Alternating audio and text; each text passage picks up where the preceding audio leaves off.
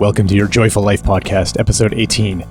We're calling this one Seeing Beyond the Story, a multidimensional view of life.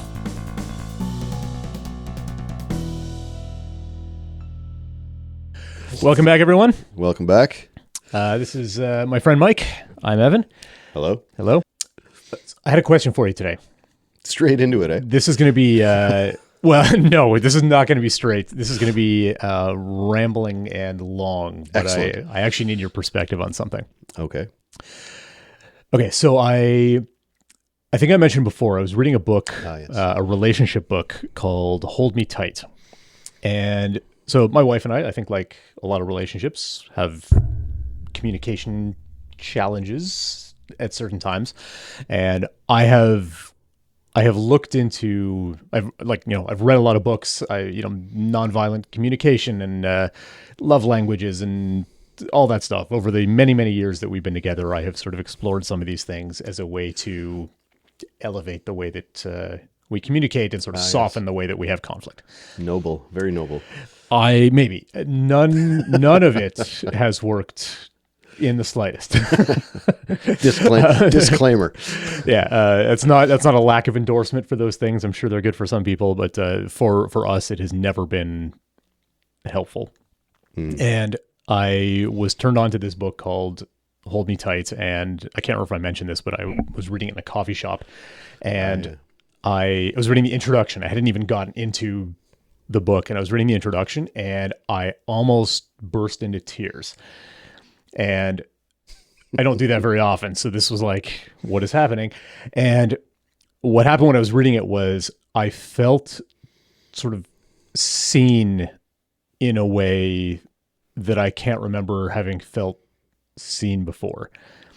And what the book was pointing to, what the intro was pointing to was, I think something around attachment theory, that we all have these sort of innate human needs. And in our culture, I think especially for men, we're sort of brought up to be like, you shouldn't need anything from anybody. You should be strong and independent, and it's sort of a sign of weakness to need something from your partner. Now, I didn't get a lot of that messaging growing up or anything like that, but Apparently it's out there. Apparently That's what we're told. That's what we're told. And so what this book said was, actually, you do need things from people. It is okay and right to ask for them. And everyone will have different sort of things that they need. A lot of it will go back to childhood, sort of things you didn't get as a child. And the idea of the book is once you understand what that is, your partner has their own thing. And the way that those two things conflict with each other is most of the cause of your conflicts. So my thing was feeling heard. So I realized when I don't feel like I'm being heard, I react poorly to that. And my way of dealing with it is I basically turn to a lawyer and try and like logic myself to get the other person to agree with me, not because I need to be right, but because I want to be heard. That's what an amazing thing to understand about the cycle that we get into. Because now we can just point at it, be like, hey, we're caught in that thing. And that's sort of what the book is about, is getting caught into, she calls it the dance or the demon something or whatever. Like, oh, it's not you and I, it's like us against that thing out there that is poisoning this conversation. Incredibly powerful. Just incredibly. So that's been interesting to explore. Okay. At the same time, you and I have been exploring the idea of stories, that sort of all of this stuff is just stories. These are just thoughts that come into our head, and we don't really have to give any meaning to it. In the yoga I study, they say sort of the same thing. It's like anything you need from someone else is just sort of a misunderstanding of where being whole, of how you are whole on your own, right? You're just kind of confused. Right. In yoga, they would say, like, basically God can provide everything, right? So if you think you need something from another person, you're just pointing in the wrong place. Like, that's available to you already. You're you're just confused. So what I wanted to sort of explore is that book has been incredibly helpful for my wife and I. And we tell ourselves this, you and I have been, sort of tell ourselves the story about how this is all stories and how we don't need stories, which feels like sort of dimensionally higher. Right. Like it's sort of higher level of looking at things or something. I don't know, whatever it is. Yeah. But that didn't help. It helped a little bit in, we get into a conflict. It's sort of easier. It's become easier to say, oh, this is just a story. But operating on the lower level was very, very helpful. So how should I think about that? How should we think about that? What does all that mean? Yeah. What should I do with the dimensionality of that? Wow. I did mention that I haven't been sleeping a lot since we got our puppy. You mentioned, yeah. All right, so bear with me. What do you do about the dimensionality of it? So maybe not what you do, but what do you think about the sort of that aspect of things? Yeah, for sure. I mean, I think there's when you first started sharing that, the distinction that came up for me, or something that came up for me, is one is talking about techniques and tools, things to do, which feels very much rooted in our desire to be in control of things, to be able to make changes, to, for lack of a better word, stuff that's sort of egoic in nature. Mm-hmm. Right? Here's a technique, here's a tool, here's a way to make sense of what's happening, and by making sense of what's happening, hopefully to manipulate it in a way that is favorable to you or to the relationship or to whomever. Right. My suspicion is that although that can appear helpful at times and be helpful at times, it has a ceiling. Okay. And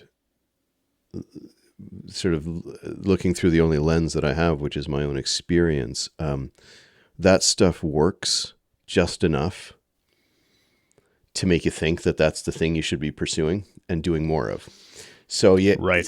So okay, here's a tool, here's a technique. Okay, so talk to your wife in this, recognize that this is being said or that is being said, or you're saying this. Or there's like a shelf life to that. It only goes so far.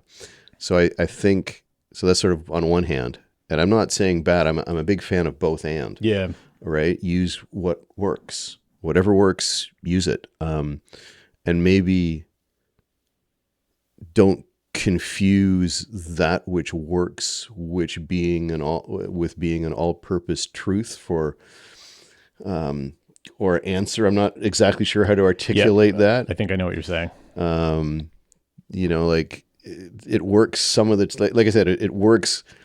Like techniques and tools and this kind of almost psychology of it works enough so that you think it's the thing you should be doing. Yeah.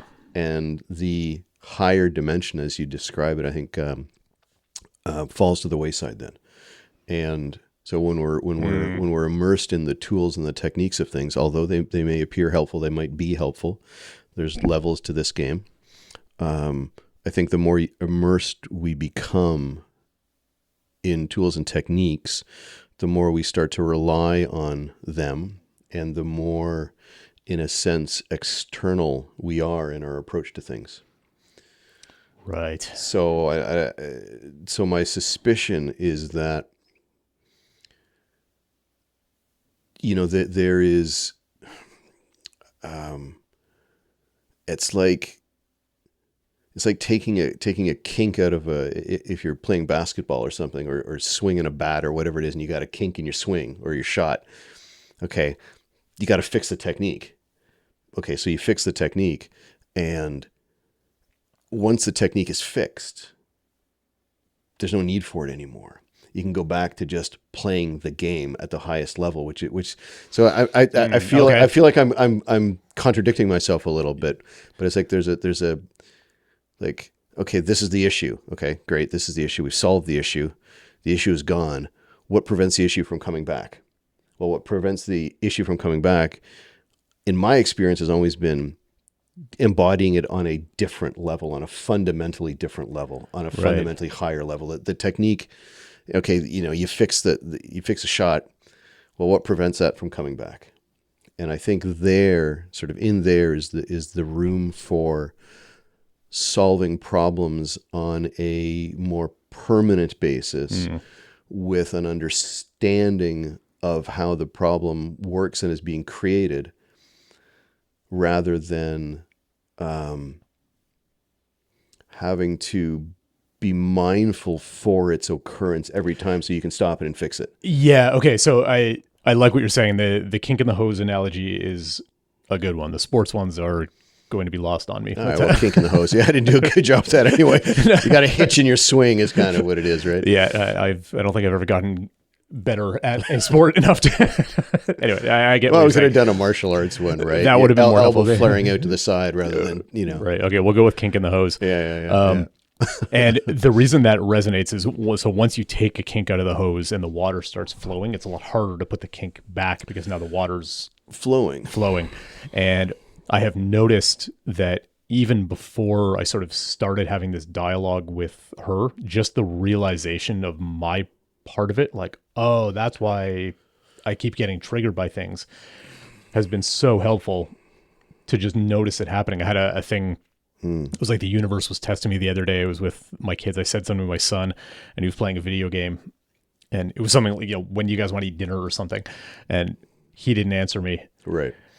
So I got triggered. I was like, well, obviously he's dead to me. Obviously. So I asked my daughter, okay, now you're in control. When do you want to have dinner? And she thought about it for a second.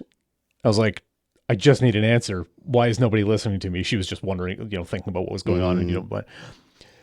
So I left. I went to talk to. Of course. So, okay. No dinner for anyone. Right. Yeah. So my wife will be able to answer this. She was in the middle of something, didn't look at me when I went in the room because she was very focused, and I totally get that and support it. She should have been. And it was like 1, 2, 3. Shut like, down. Like the entire universe. Nobody cares about heaven. And it was so obvious. Like, oh, this has nothing. This is just my problem. This has nothing to do with anything. Yeah. And then there was nothing to do about anything. It was just. Okay, we'll eat later. Nothing. There was nothing to solve. And it could have become a whole conversation, right? Yeah. Around respect. Well, around respect, or or our ideas around, well, I'm a parent and this requires this kind of a relationship, right, in this yeah. situation. And then of course there's a technique to fix that. Yeah. And on a higher plane of consciousness, if you will. It sounds so cheesy sometimes when I say that language. There's nothing to do because it's your shit, man. Yeah. Yes, there's a problem here, and it's of your making. Yeah. Right. So you can technique the shit out of it. You can technique it all you want. But I think fundamentally, life and our participation and creation of it changes when we realize that it is our shit. Yeah. Right. And the other person who you're in conflict or whatever in a relationship with has their shit. And by shit, I mean their creation. Yeah. All that's happening is one person is creating one way, one person is creating another way. And I think the challenge is that when we're trying to technique that, it doesn't seem to me to honor the fact that each of us are creating our realities on our own. Right. Because in order to sort of technique it, you both have to agree that there's like an objective thing that's happening. Well, and that there's something wrong. And yes, more importantly, right. Yeah. Right. And, yeah. And then you fall into the trap, I think, of, well, is it my wrong or is it your wrong? Often it's obviously it's theirs. Yeah. Of course it's theirs. It's their wrong. So I think anytime that we look too deeply into fixing challenges of understanding with techniques and tools that are, I perceive them as fundamentally external, and not to say that they don't have their place. There's a guy, psychologist, Dr. Bill Pettit, who's in the 3P community, and he's a board certified psychiatrist. He prescribes meds and stuff like that. And he says, well, yeah, sometimes, this is a bit of a segue, but sometimes I give people meds. I use an external device to help people. He says, but that is a short-term bridge. So in his case, he'll prescribe a medication because someone is just like a million miles an hour. Well, that slows them down to 100 miles an hour. And from 100 miles an hour, you're closer to being able to hear your own wisdom and your own guidance. Right. So the medication unkinks the hose exactly. temporarily, right? Yeah. Exactly. Enough so that you can see. Yeah, yeah. Right. And so I think it's such an interesting question because I don't want to sound like techniques and tools aren't useful. They can be, but I think they really speak to the limitations of what don't hate me, what modern psychology is trying to do. Right. Like if we empowered people from day one, if people learned right from the beginning that, hey, by the way, you're creating your experience. All experience is coming to you via thought in the moment. And we don't have to get into that. But then all of a sudden there's no real need for techniques, just the recognition that, oh shit, I'm making this up. It doesn't feel good. Right. And it has nothing to do with you or the light or the bank account or the weather. Yeah. So, yeah, it's interesting, the dimensionality of it. I can't help but sort of think in terms of, when we're tooling and techniquing, there's a bit of it's about me.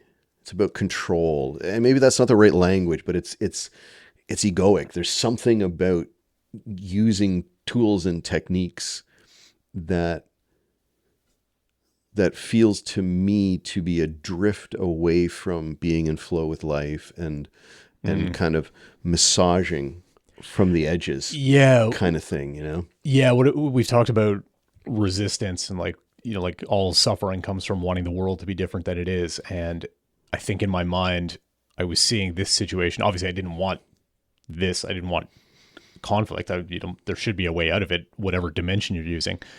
And I think I sort of tricked myself that there was something about the collaborative nature of it. Because we were both having, it wasn't just me asking the kids and not getting an answer. Like both of us were having a problem in the middle of the conflict. So there was a sort of collaborative component to it that suggested that techniques would be helpful, but there's still a resistance to the moment.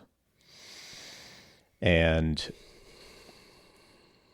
if I had been able to look at it at that higher level, like in an ideal sense, it just wouldn't bother me. Exactly. That I wasn't being heard. Yeah. Well, or you would have seen what was happening, right? Like, he's not paying attention right now. Right. Period. Yeah. Right. Yeah. Yeah. He's a kid playing a video game. Of course he's not. Of course he's not playing. Yeah. He's kind of busy right now. Yeah. I didn't hear 80% yeah. of the things my parents said when I had a Nintendo on when I was a kid. I've been there. I get exactly. it. Exactly. So, and I think just from experience, when I'm coming from a place of this is only my problem, I can just say, hey, buddy, can you pause that for a second? I have a question for you. Yeah. Right. Then I get what I want. There's no problem for anybody.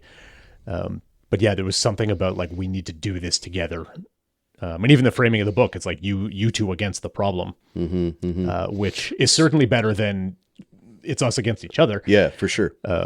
But yeah, that higher level of like, oh, I'm just resisting this experience. This feeling I'm having of not being heard. If I can just be okay with that and deal with it, or not even deal with it, just be okay with it and then respond to the next moment in front of me, which is, hey, it feels like you don't hear me right now. This is what something or whatever, just to make sure we're communicating properly.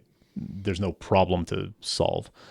I think I got lost in the trees there. Yeah, that's okay. I stopped listening because I was listening, but I was caught up in my own thinking there. Oh, I see.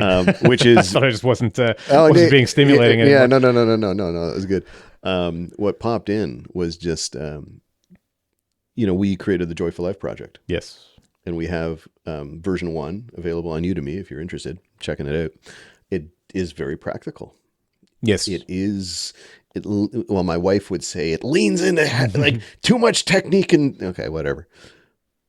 And maybe that's a bridge too. Right. So maybe there's no I mean, there's no right, wrong. Maybe tools and technique are what someone needs at a certain time in their development. Sure. And Yeah. that's okay. Yeah. And then the next iteration, I'm this popped into my head because now I'm thinking, hey man, we got to do that second version, Right. You want to higher make the version two, dimensional right? Yeah. version of the Joyful Life Project. But yeah, it's neat. Like it's just the whole thing gets fascinating when I always have a hard time languaging that because it can sound a little arrogant, but when you buy into, oh shit, I'm making it up. Oh shit, I'm creating my reality. Oh shit, my problem with Evan is not a problem with Evan, it's a problem within me. Yeah. that looks like it's coming from there. Right. When we really start to see that, I think what happens automatically is there's a different way that we embrace life. Yeah. Right? There's something like, before enlightenment, carry water, after enlightenment, carry water. I mean, nothing changes. Yeah. And yet everything is completely different. And I think the biggest difference is, and we're in and out of it because we're human, right? But it's that responsibility for my experience. And once you see that there is a responsibility, and as Sadhguru would say, a response-able ability, then tools and techniques don't cut it anymore. Yeah. They just, it's like they become a little bit hollow. And Well, I think easy to dismiss, like to not for people's benefit, but it's easy to dismiss them, right? Like someone might need a tool and a technique. Okay. Here's a tool and a technique. How's it? And I have a story. I have to be careful. As a current client of mine, and they were looking to create a plan around something, which they did. They wrote out a plan, and things were slotted into A, B, C, and it's awesome. Built the plan. Totally didn't fucking work.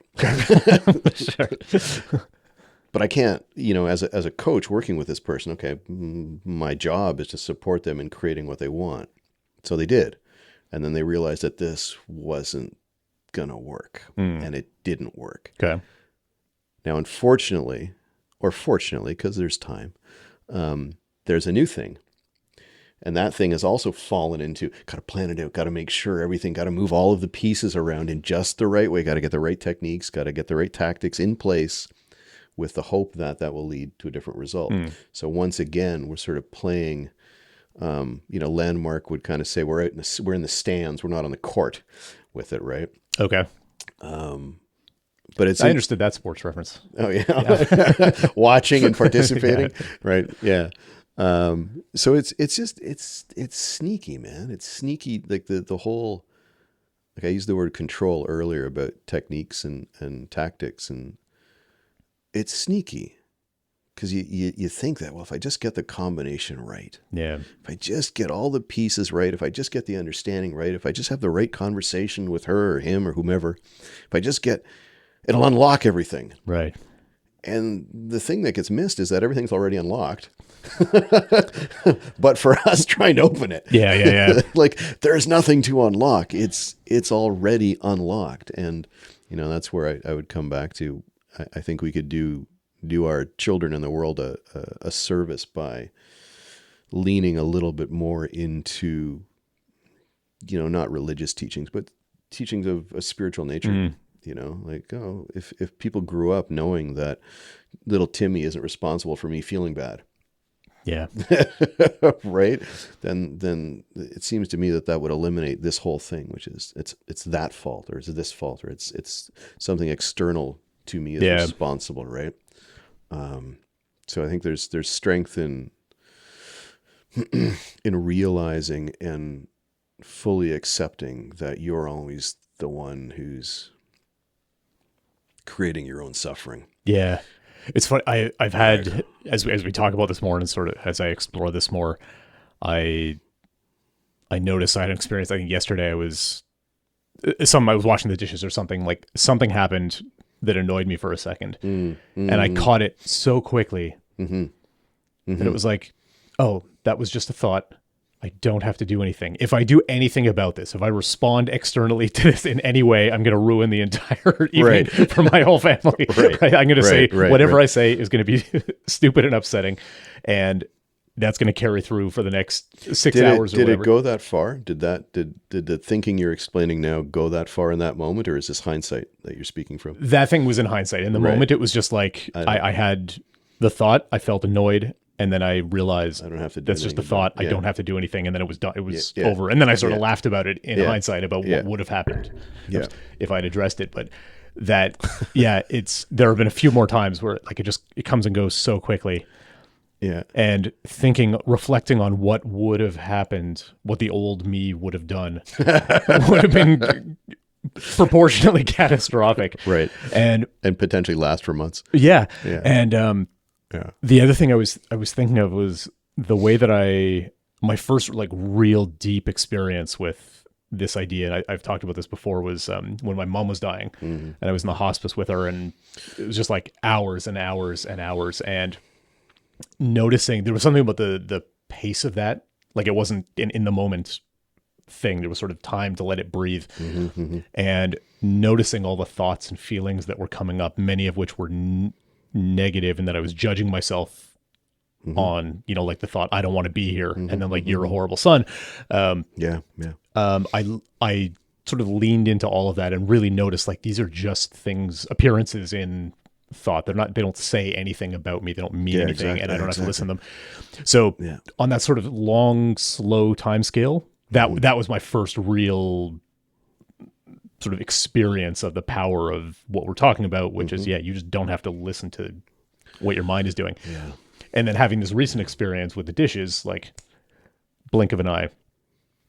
So there's like the pacing, whatever, but the moments in the middle, like when you're in the middle of a conversation and you get lost in the conversation and it's happening faster than, my mom, but slower than the dishes. There's something there about, maybe it's the sort of the complexity of a conversation that you're paying attention to it and your mind gets caught up in it. But I still find it's still somewhat challenging to sort of extricate myself from those, but I can see it happening. Like it's starting to get easier and faster.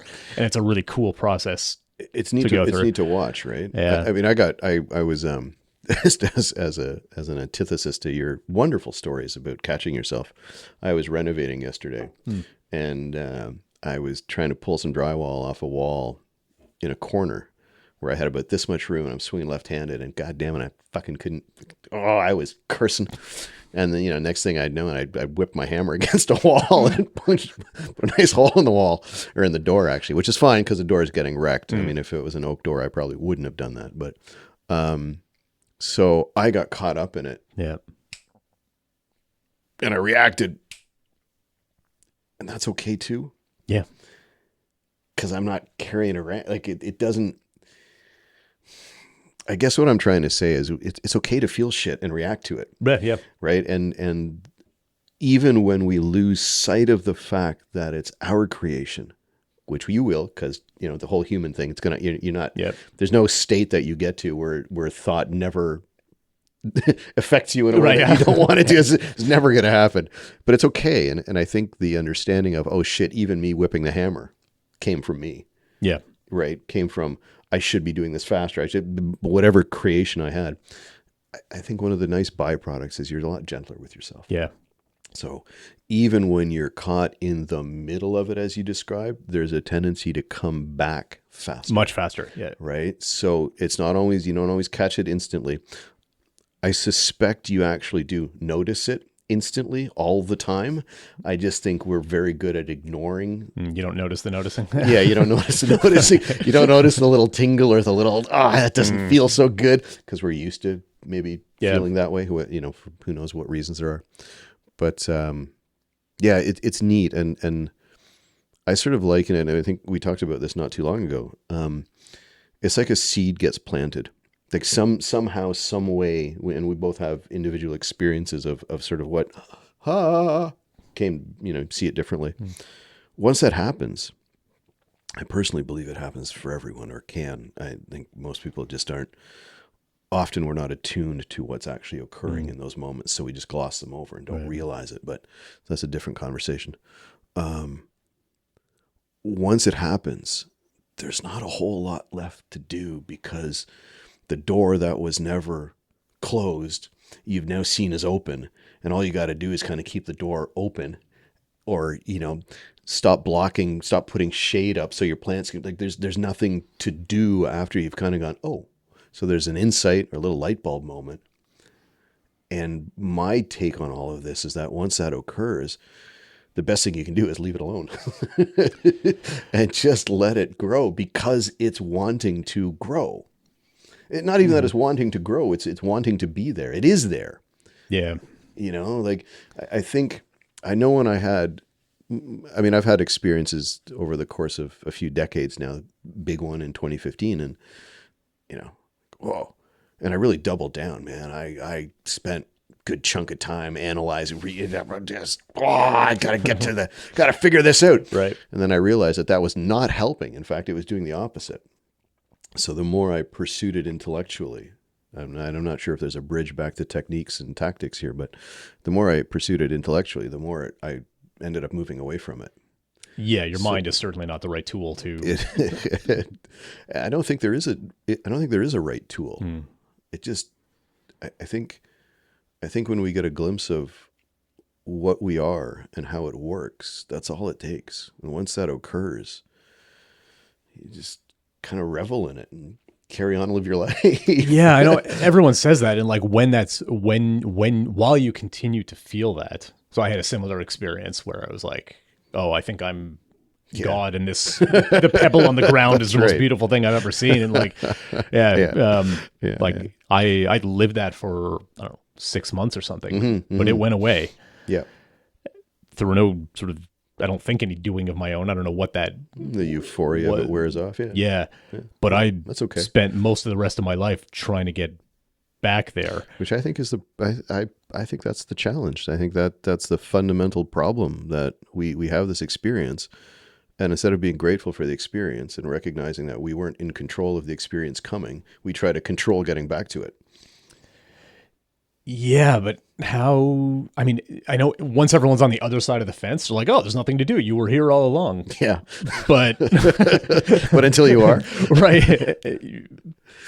Yeah, that's the answer. But I don't know. It doesn't. Everyone who got there without doing anything is useless as a teacher. Right? You didn't earn it. Right.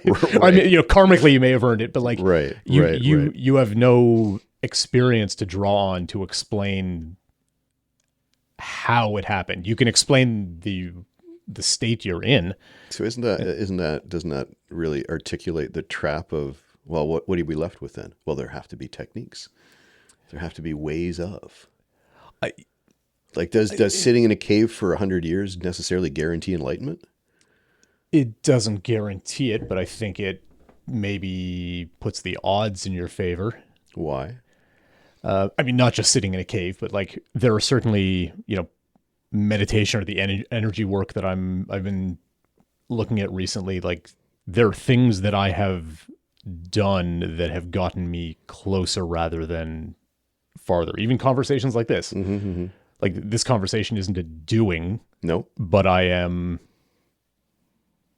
the insights that I have from the conversations that you and I have real world effects for sure. that orient and point me more in the direction of that result that we're talking about. Yeah, sure. And I think fundamental to all of that is internal resonance. So the conversation occurs. If it doesn't resonate internally with you, it doesn't make a difference. Correct. Yep. So you could hear that anywhere. You could hear that spiritual fact that unlocks or shows you that the door has always been open at any time, from anywhere, from anyone. Yes. So I'll leave it with that. Like, I don't think we have as much control over this as we want to have.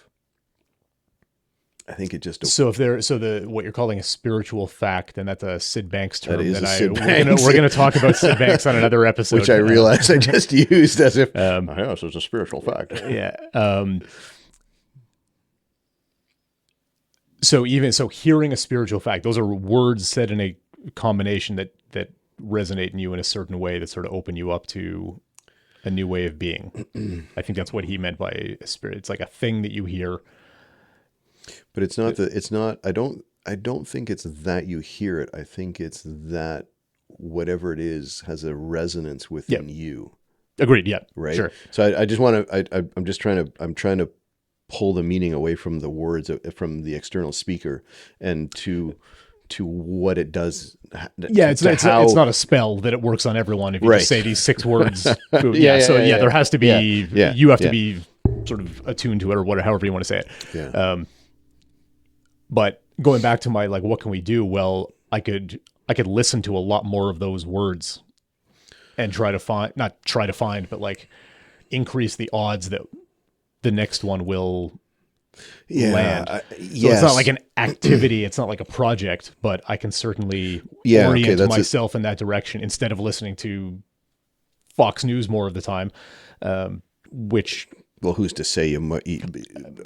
I think that maybe it'll be in there. Maybe it could be anywhere, right? Sure. I think part of the trap of trying to get there, is that we listen from our intellect. We listen for analysis. We listen for right, wrong, rather than, as Sid would say, you got to listen beyond the words. Yeah. Right. If we're trying to, like, I've given a Michael Neal book to clients. You gave it to me. I just read it. I gave it to you. Well, you're not a client. You're a friend, right? Isn't that how we started? My friend Evan. Yes. I just meant Yeah, no. We probably don't need to explain that. That's I have different clients, and I give that book to a lot of clients, and for some people, always those people that are a little bit more open take more from it than people that are reading it for help me figure this out right. and wrong. Okay. Yep. Right. So I think what makes it more likely for you to hear something or for something to resonate is where you're coming at it from. Right. If you're looking at this book has got to save me, or this vacation plan has got to be right so that it can save me, so that I can bring, you're fucked. Yeah. Right. So this, like, I like how he puts it that you can hear something from anyone, from a grocery clerk, from a garbage man, from a squirrel, from a chipmunk, Fox News, from Fox News. You can, I think we've drifted considerably now, but I think there's always the ability. One of the things that I find so amazing about people in general and this conversation is that at any moment, any thought can be an insight. Right. Like, what the fuck, man? That's so cool. Yeah. That's so cool, right? So holding that makes techniques look absurd to me, right? Like, I don't need to work on a technique to get there. I can just kind of live and be open to the possibility that I could hear something anywhere. Yeah, go for a walk. Swing my hammer well. Ooh, that feels pretty good. Right. Yeah. Okay. Like, so I don't know how we tie that back into where we started. Well, I think I'll tie it back. It's the dimensionality again. Right. Yeah. Right? Yeah. So Yeah. Exactly. So exactly. There's like technique of like script and recipe. Yeah. Then there's the technique of sort of elevating the perspective. And then I think there's the higher thing. And in Michael Neal's book, which we'll talk about next time, he talks about, and maybe I'll grab the book so we can articulate. He talks about sort of like a hierarchy of relating to the world. And it's sort of like that. The highest one is like, I'm just making it all up. Like you keep saying. Yeah. So there is a, oh yeah. He outside in, halfway, and then inside out. Something like that. Something like, I can't remember exactly how he articulates it. What just occurred to me, because you cook and I cook, you're cooking from a recipe. Well, when you're cooking from a recipe, there's a limitation. Yes. So you master okay, I got it. I know how to make soup, whatever it is. Yeah. But then then you can start getting creative with it. Right. Right. So again, this idea that, techniques and stuff, okay, may be useful on a foundational level. There's probably nothing wrong there, but they only get you so far. And after that, there has to be something else. Like there's something that differentiates a great chef from a cook. Yes. I can follow a recipe, man. I'm good at following a recipe. Yeah. It's that. Yeah. I've been thinking about that with the yoga teachings and sort of this whole exploration, and like at least the teaching that I have been following, it's very instructive. Right. It's like this, and they talk about it as like, this is a scientific technique. Like if you do these things, you will get this result. I have such a hard time with that. And I've been starting to develop some resistance to that, because like, they'll just turn us all into the same person. Like and I like, do we have to get there first and then we can sort of be ourselves and be unique? Like, do you have to be a cook before you can be a chef? Like, kids are chefs from day one. Right? Like we all start as chefs being like, I'm just going to throw some shit together and see what happens. And I've been starting to lean into the, like, I think we talked about this before. It's like, we don't need other people to tell us the end. Like we know, like we have internal wisdom. We're connected to all of this. And like, that's not to say never listen to anybody. Yeah, exactly. For guidance or If I want to build a house, I'm not going to call a plumber, right? Or a grade school teacher, or Evan. Although I've seen some of the stuff you do around here, you find your way. Yeah, the shelves are still up, yes. But I think just starting to prioritize more my own instinct and wisdom, because a lot of the time I will have that insight, and then 6 months later we'll read something or hear something from a teacher like, oh, I was doubting myself. Right. They articulated it better than I did at the time, but like I was on to that. Yeah. And I think that sort of back to what I said earlier, but sometimes we miss the noticing. It's there, man. When you really look, like, when you do dumb shit, or when something's not quite right. Like this whole idea of following the feeling is just making more and more sense to me as the years go by. It's like, oh, really? All I got to do is kind of like, use my intellect as the tool that it is. So if I'm, trying to figure out how to build a frame or whatever, okay, yeah, good use of the intellect. Might not, wisdom might not be the best guide for that. Don't build on the feelings. Yeah. Don't vibe build your house. Yeah. That's right. Or at least vibe build it after you've accumulated the skills to make sure it doesn't fall down. Yes. But anyway, I wonder, I think that's good. Yeah. Next time, let's talk about Michael Neal and 3P. Michael Neal and 3P. Oh, the God. 3P community, yes. But the community or the concept of it? The ideas of it. Yeah, that's another topic. But yeah, thank you for talking through it. That was helpful. That's fun. Yeah, I think you unkinked my hose a little bit more. That just sounds weird, man. No, it sounds perfect. See that, revisit that in the editing process. Sounds perfect. We're leaving it. All right. Good there? Yeah, for sure. Right. Thanks, everyone. Yeah, thanks. Oh, wait a minute. What episode was this? Episode 18, I think. 18, yes. All right. We're rolling on our way to 20. 18. Yeah, cool. All right. Excellent. Thanks, everyone.